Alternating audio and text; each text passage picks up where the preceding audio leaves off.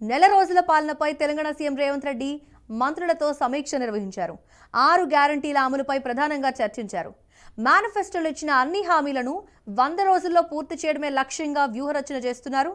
మంత్రుల అభిప్రాయాలను కూడా తెలుసుకుంటున్నారు. అదేవిధంగా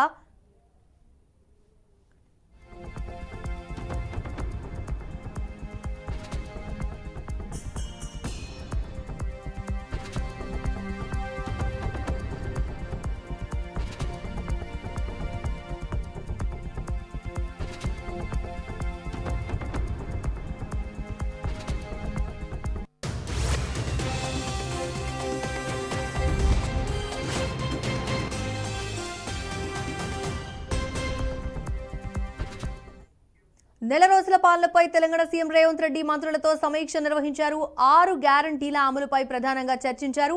మేనిఫెస్టోలో ఇచ్చిన అన్ని హామీలను 100 రోజుల్లో పూర్తి చేయడమే లక్ష్యంగా వ్యూహరచన చేస్తున్నారు. మంత్రుల అభిప్రాయ సేకరణ కూడా తెలుసుకున్నారు ముఖ్యమంత్రి. ఇదే అంశానికి సంబంధించిన క్లియర్ డీటెయిల్స్ మా ప్రతినిధి వాసుని అడిగి తెలుసుకుందాం.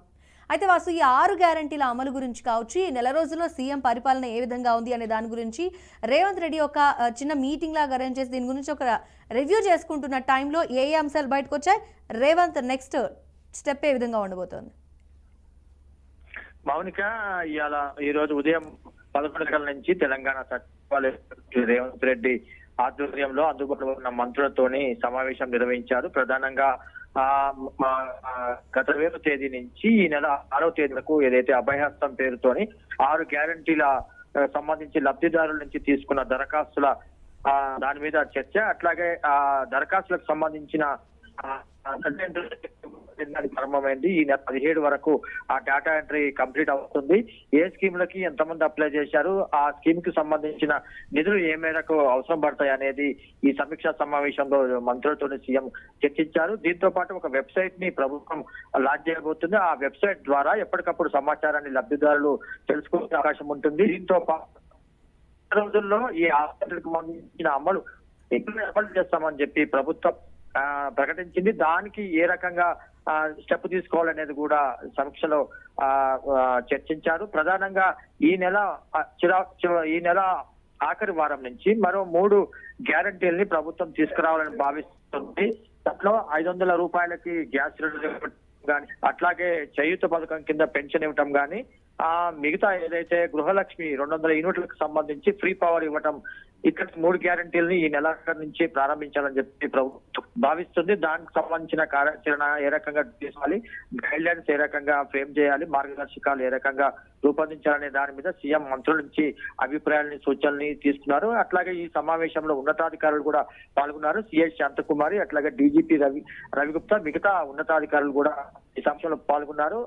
ప్రధానంగా ఈ 6 గ్యారెంటీలకు సంబంధించి ఇంప్లిమెంట్ ఏ రకంగా చేయాలి, నిధులను ఏ రకంగా సమీకరించాలి.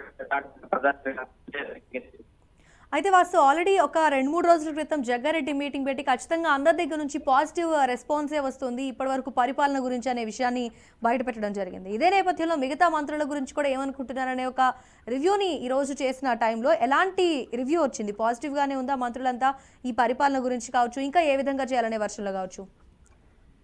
ప్రధానంగా ఈ 6 గ్యారెంటీలకు సంబంధించి ప్రభుత్వం ఇప్పటికే ప్రజలకు హామీ ఇచ్చింది. 100 రోజుల్లో దీన్ని కంప్లీట్ చేస్తామని. అది మార్చి 17వ తేదీ వరకు డెడ్ లైన్ గా ప్రభుత్వం పెట్టుకుంది.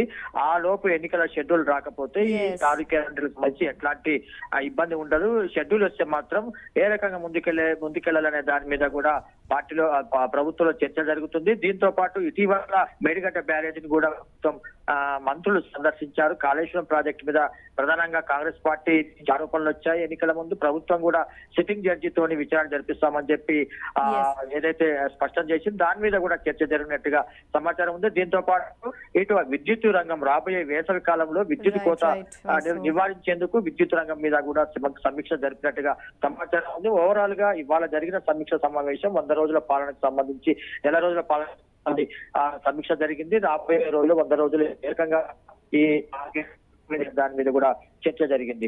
Right Vasu, thanks for your details.